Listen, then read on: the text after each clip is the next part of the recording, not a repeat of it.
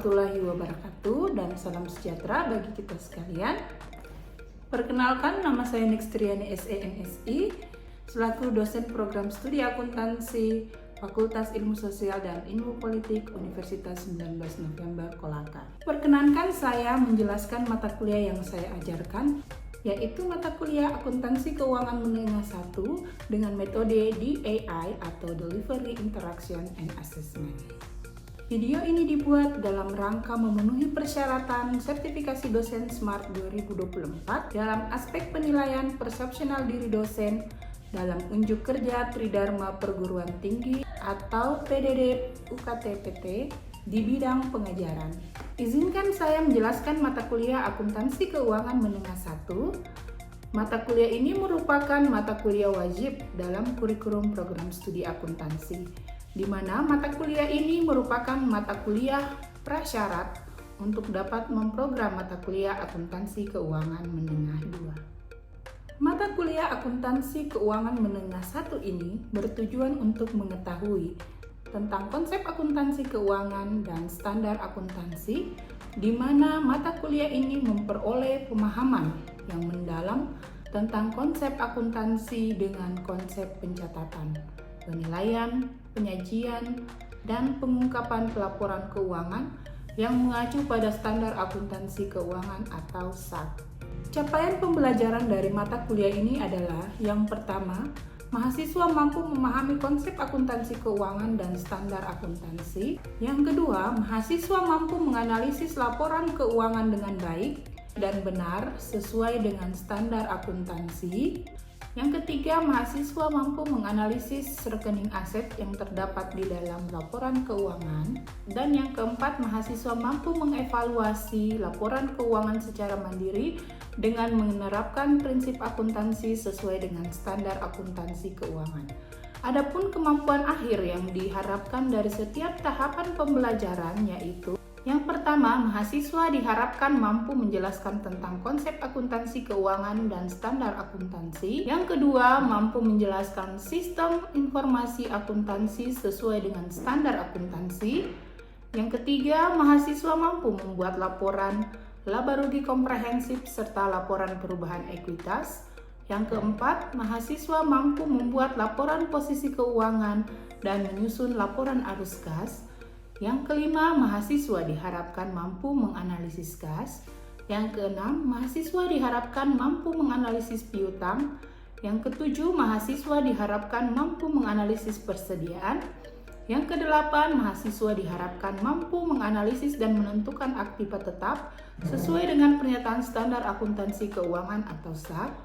Yang kesembilan, mahasiswa diharapkan mampu menganalisis dan menentukan aktiva tidak berwujud dan relevansinya terhadap nilai pasar saham. Adapun referensi utama yang saya gunakan dalam mengajar mata kuliah ini adalah yang pertama, Intermediate Accounting edisi IFRS edisi yang keempat oleh Kiso dan kawan-kawan. Yang kedua, Pernyataan Standar Akuntansi Keuangan oleh Ikatan Akuntansi Keuangan. Yang ketiga, Akuntansi Keuangan Menengah oleh Dwi Martani dan kawan-kawan. Yang keempat, Intermediate Akuntansi edisi pertama oleh Sakiba Ridwan. Yang kelima, Akuntansi Intermediate oleh Rudianto. Selain itu, saya menggunakan hasil riset yang telah saya lakukan sebagai referensi pendukung dengan judul Tendensi Kinerja dan Proyeksi Pertumbuhan Bisnis Asuransi di Masa Depan. Selanjutnya, sistem pembelajaran yang saya terapkan dalam pembelajaran mata kuliah Akuntansi Keuangan Menengah 1 ini dilaksanakan dengan sistem pembelajaran sinkronus dan asinkronus. Dengan metode pembelajaran yang berpusat kepada peran aktif mahasiswa pada setiap tahap pembelajaran dalam bentuk ceramah responsif, diskusi kelompok, dan studi kasus. Mata kuliah Akuntansi Keuangan Menengah 1 ini akan dilaksanakan selama 16 pekan ke depan. 7 pekan pertama adalah materi pembelajaran, 1 pekan selanjutnya adalah pekan ujian tengah semester, dan 7 pekan selanjutnya adalah pembelajaran di ruang kelas setelah UTS, dan 1 pekan berikutnya adalah pekan ujian akhir semester. Adapun pokok bahasan yang dibahas dalam setiap pekan pada minggu pertama yaitu konsep akuntansi keuangan dan standar akuntansi. Minggu kedua sistem informasi akuntansi sesuai dengan standar akuntansi. Minggu yang ketiga yaitu menganalisis laporan laba rugi komprehensif serta laporan ekuitas. Minggu keempat dan kelima yaitu laporan posisi keuangan dan menyusun laporan arus kas. Minggu keenam adalah akuntansi untuk kas. Pada minggu ketujuh akuntansi untuk piutang. Pada minggu ke-8 adalah ujian tengah semester. Pada minggu yang ke-9 sampai dengan ke-10 akuntansi untuk persediaan. Pada minggu ke-11 sampai dengan minggu ke-14 akan dibahas tentang akuntansi aktiva tetap dan pernyataan standar akuntansi keuangan atau SAK. Pada minggu ke-15 akan dibahas tentang aktiva tidak berwujud dan relevansinya terhadap nilai pasar saham. Pertemuan ke-16 yaitu ujian akhir semester. Metode pembelajaran yang dilakukan sesuai dengan materi pembelajaran seperti pekan pertama dan kedua yang menggunakan pembelajaran luring atau tatap muka di ruang kelas dalam bentuk perkuliahan sinkronus dengan menggunakan media bantu berupa PowerPoint, sedangkan pembelajaran sinkronus dengan menggunakan media sosial WhatsApp Group sebagai media diskusi atau pembelajaran. Hal ini dilakukan untuk memudahkan mahasiswa dalam berinteraksi dan mengakses materi perkuliahan. Evaluasi penilaian akuntansi keuangan menengah 1 diperoleh dari pertanyaan kuis, penugasan, diskusi kelompok, UTS, dan ujian akhir semester. Sesi kuis dilakukan pada setiap akhir pembelajaran. Diskusi kelompok dilakukan sebanyak 2 kali. Adapun ujian tengah semester dan ujian akhir semester dilakukan dalam bentuk pertanyaan esai yang memungkinkan mahasiswa untuk menjawab secara terbuka sekaligus menjadi alat ukur untuk mengetahui kemampuan mahasiswa dalam memahami pembelajaran. Adapun bobot penilaian dari mata kuliah ini adalah penugasan harian 20%, penugasan kelompok 20%, ujian tengah semester 30% dan ujian akhir semester 30%. Dan secara keseluruhan totalnya 100%. Demikian informasi singkat yang dapat saya sampaikan terkait mata kuliah akuntansi keuangan menengah 1 sebagai informasi bagi mahasiswa program studi akuntansi Fakultas Ilmu Sosial dan Ilmu Politik Universitas 19 November Kolaka. Selanjutnya adalah cuplikan video pembelajaran yang saya lakukan di ruang kelas pada pertemuan kedua secara sinkronus. Selamat menyaksikan.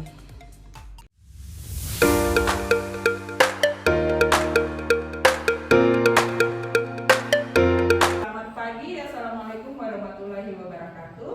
Waalaikumsalam warahmatullahi wabarakatuh. Oke, dan salam sejahtera bagi kita sekalian. Bagaimana kabarnya? Baik. Oke, semoga kita selalu dalam keadaan sehat ya untuk memulai perkuliahan pada hari ini. Sebelum kita memulai perkuliahan pada hari ini, marilah kita berdoa menurut agama dan kepercayaan kita masing-masing. Doa dimulai. Doa selesai. Oke, semuanya sudah mengerti disiapkan? Sudah, Bu. Oke ya. Jadi hari ini kita akan belajar mengenai akuntansi keuangan menengah 1 di pertemuan kedua. Namun sebelumnya Ibu mau bertanya, ada yang masih ingat materi minggu lalu? Saya, Bu. Ya, silakan. Jadi, Bu, materi minggu lalu itu adalah konsep akuntansi keuangan dan standar akuntansi, Bu. Oke, terima kasih. Minggu lalu kita sudah membahas mengenai Konsep akuntansi keuangan dan standar akuntansi. Jadi, konsep akuntansi keuangan dan standar akuntansi.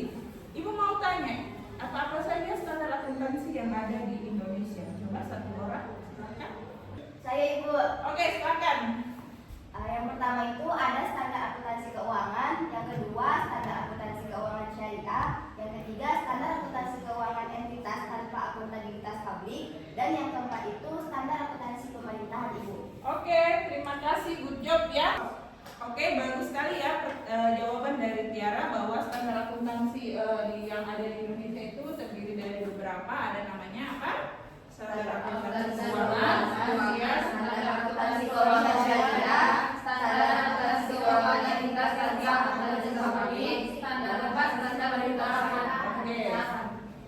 Jadi semua sudah belajar ya di rumah bahwa standar akuntansi itu ada beberapa yang ada di Indonesia.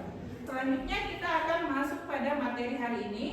Materi hari ini adalah sistem informasi akuntansi. Adapun tujuan pembelajaran kita pada hari ini, yang pertama itu adalah memahami sistem informasi akuntansi.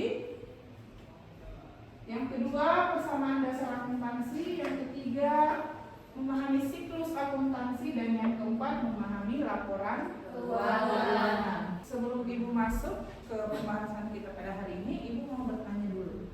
Ada yang tahu apa itu sistem? Saya Bu. Oke, silakan Fahmi. Jadi sistem itu adalah gabungan dari beberapa elemen. Oke, bagus sekali ya jawaban dari Fahmi. Selanjutnya Ibu akan menjelaskan ya terkait dengan sistem informasi akuntansi. Jadi sistem informasi akuntansi itu adalah suatu sistem yang dirancang untuk mengumpulkan, menyimpan dan mengolah data keuangan secara efisien. Siapa saja sih pengguna sistem informasi akuntansi? Jadi pengguna sistem informasi akuntansi ini ada dua ya, ada pengguna internal dan pengguna eksternal. Internal itu adalah manajer perusahaan, kemudian siapa lagi? Auditor internal, dan pihak-pihak yang berkepentingan lainnya yang ada di dalam internal perusahaan. Kalau pihak eksternal perusahaan siapa saja? Investor, apalagi pemerintah, ya, pemerintah, masyarakat, dan lain sebagainya, ya, yang menggunakan informasi akuntansi. Kemudian bagaimana karakteristik dari informasi akuntansi? Ya, yang pertama itu relevan, artinya bahwa sistem informasi akuntansi itu harus sesuai dengan yang terjadi pada saat ini, ya. Jadi dia relevan dengan kondisi yang terjadi saat ini. Kemudian dapat dipercaya. Setelah itu dapat diuji. Jadi sistem informasi akuntansi itu harus bisa dipercaya kebenarannya, ya. Kemudian dia dapat diuji. Selalu dia bersifat netral. Jadi dia tidak memihak kepada pihak internal atau dia tidak memihak kepada pihak eksternal. Kemudian dia harus disajikan tepat waktu. Jadi sistem informasi akuntansi itu harus tepat waktu. Kalau di akuntansi sendiri, laporan keuangan itu biasanya ada di semester pertama, 2, 3, 4. Kemudian ada pelaporan setiap 4 bulan sekali. Ada juga yang laporan tahunan. Kemudian dia dapat dibandingkan. Jadi dapat dibandingkan di sini artinya bahwa sistem informasi akuntansi atau laporan keuangan yang ada di perusahaan itu bisa dibandingkan dengan laporan keuangan di perusahaan lain atau tidak di dalam internalnya. Tiap tahun ya kita bisa membandingkan, oh tahun lalu laporan keuangannya seperti ini, tahun sekarang laporan keuangannya seperti ini, 2 tahun yang belakangan laporan keuangannya seperti ini. Setelah dia dapat dibandingkan dari waktu ke waktu misalnya, maka muncullah yang namanya nilai prediksi. Jadi kita bisa membandingkan informasi akuntansi yang ada di dalam laporan keuangan dari tahun ke tahun untuk mengambil keputusan atau kebijakan keuangan yang ada di dalam perusahaan. Sampai di sini bisa dipahami ya? Bisa. Oke, kemudian kita lanjut di persamaan dasar akuntansi. Jadi di dalam akuntansi itu ada namanya persamaan dasar akuntansi. Ada rumusnya ya. Aktiva sama dengan liabilitas ditambah dengan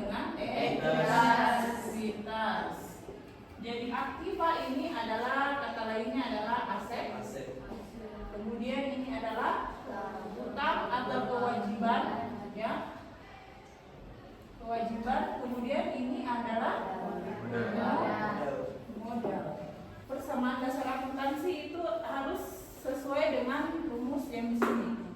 Aktiva itu adalah penambahan dari utang dan ekuitas atau liabilitas dan ekuitas. Utang ini ada dua ya. Ada utang jangka pendek, kemudian ada utang jangka panjang. Kalau modal ya modal ya. Kemudian aktiva, ada aktiva lancar, ada aktiva tetap, kemudian ada namanya aktiva berwujud. Aktiva lancar itu apa? Kas, bank. Kenapa dia lancar? Karena dia dapat diambil sewaktu-waktu, ya, dapat digunakan sewaktu-waktu kita butuhkan. Kemudian aktiva tetap, tanah, gedung, mesin.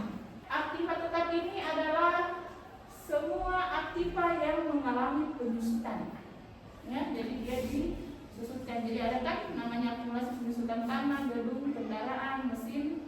Jadi ini semua masuk di aktiva tetap. Kemudian ada yang namanya aktiva tidak berwujud. Apa itu aktiva tidak berwujud? Contohnya merek dagang, kemudian hak cipta, ya. Oke ya, sampai di sini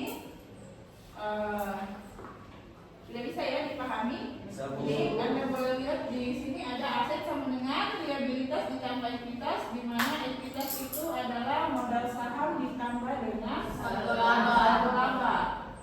Saldo laba itu kalau dia pendapatan maka dia akan positif, kalau dia beban maka dia akan negatif, dan kalau dia dividen dia akan mengurangi saldo laba. Di dalam persamaan dasar akuntansi ini ada namanya aturan debit dan kredit, ya. Misalnya akunnya adalah aset atau aktiva, maka kalau dia bertambah dia akan bertambah di debit, kemudian dia berkurang maka dia akan berkurang di kredit. Saldo normalnya adalah debit.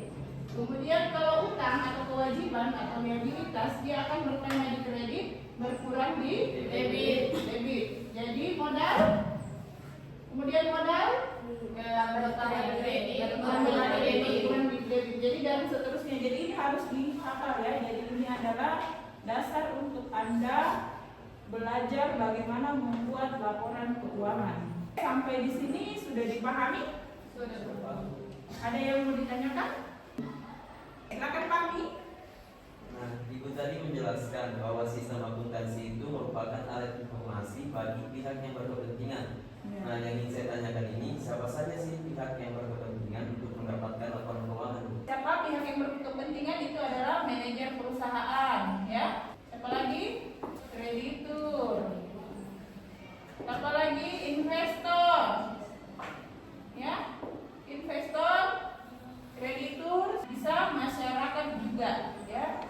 Jadi pihak-pihak yang berkepentingan inilah yang akan memperoleh informasi akuntansi atau informasi keuangan perusahaan.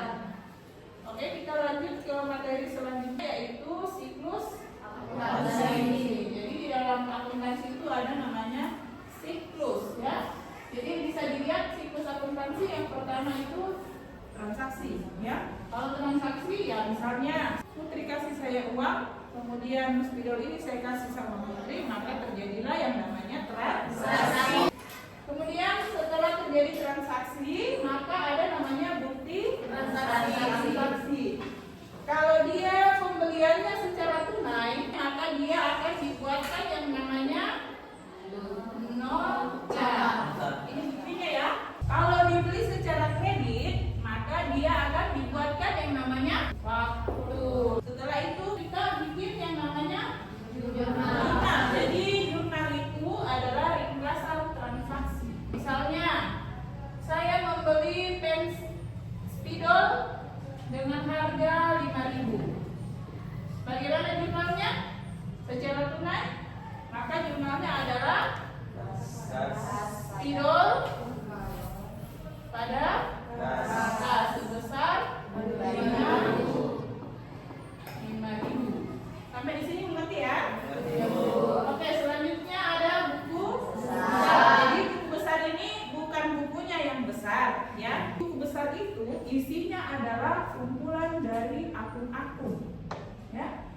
kita kelompokkan akun-akun di dalam buku besar. Akun-akunnya misalnya akun kas, transaksi apa saja yang terjadi di akun kas.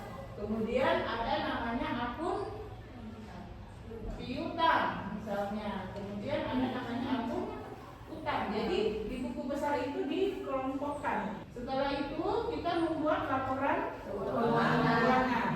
Ini adalah siklus akuntansi secara lengkap ya. Mulai dari kita identifikasi, kemudian pengukuran transaksi serta kejadian, kemudian kita posting, kita buat daftar saldo, lalu kita sesuaikan, kita bentuk dia di dalam neraca lajur. Jadi bisa dibuatkan neraca lajur, bisa juga kita bikinkan daftar saldo yang disesuaikan. Setelah itu maka kita sesuaikan laporan keuangannya, baru kita tutup jurnalnya, lalu kita daftar saldo setelah pengukuran dan kembali seperti itu. Jadi siklusnya seperti itu ya. Sampai di sini bisa dipahami ya? Bisa, Bu. Oke, kita lanjut ke laporan keuangan. Jadi laporan keuangan adalah suatu penyajian terstruktur atas posisi keuangan dan kinerja keuangan suatu entitas. Jadi di dalam laporan keuangan itu ada namanya laporan laba rugi, kemudian ada namanya laporan perubahan ekuitas, kemudian yang lain adalah laporan posisi keuangan. Rumusnya ya, laporan laba rugi kalau dia perusahaan jasa, maka dia pendapatan dikurangi dengan beban, ya. Jadi beban apa di sini? Listrik, telepon, iklan dan lain-lain, ya. Kalau dia perusahaan dagang, ya, maka akunnya itu adalah penjualan, kemudian harga pokok penjualan dikurangi dengan beban. Itulah yang disebut dengan laba atau rugi. Oke, kemudian ada namanya laporan perubahan ekuitas ya, atau yang disebut dengan laporan perubahan modal. Jadi tujuannya adalah untuk mengetahui ekuitas akhir atas periode akuntansi tertentu. Jadi kalau kita mau lihat berapa ekuitas kita atau berapa modal kita, peningkatan modal kita di tahun ini, maka kita menggunakan yang namanya laporan perubahan ekuitas. Jadi untuk laporan perubahan ekuitas terdiri dari saldo awal, berapa saldo awal yang telah dimasukkan di dalam perusahaan, kemudian jika ada perubahan misalnya tambahan setoran modal berapa, kemudian kalau ada laba operasi berapa, kalau ada dividen atau pengambilan pribadi itu dikurangkan ya. Jadi saldo akhirnya itulah yang disebut dengan ekuitas atau modal yang telah bertambah ya, penambahan modal. Kemudian laporan posisi keuangan. Laporan posisi keuangan itu adalah suatu daftar yang menunjukkan posisi sumber daya yang dimiliki oleh perusahaan serta informasi terkait atas sumber daya yang diperolehnya ya. Di dalam laporan posisi keuangan itu terdapat daftar-daftar yang menunjukkan posisi sumber daya yang dimiliki oleh perusahaan. Jadi laporan posisi keuangan itu adalah, kata lainnya adalah laporan neraca ya. Laporan posisi keuangan kata lainnya adalah laporan neraca. Laporan neraca isinya aktifan sama dengan utang tanpa modal. Jadi di dalam laporan neraca itu ada persamaan dasar akuntansi. Kemudian kalau kita mau menyusun laporan posisi keuangan neraca, maka kita urutkan yang paling liquid dulu kita masukkan di sini ya, misalnya as, sampai yang ke tidak liquid. Kemudian utang yang lancar dulu sampai yang ke tidak lancar. Liquid itu lancar ya. Oke, ada yang mau bertanya? Oke, silakan.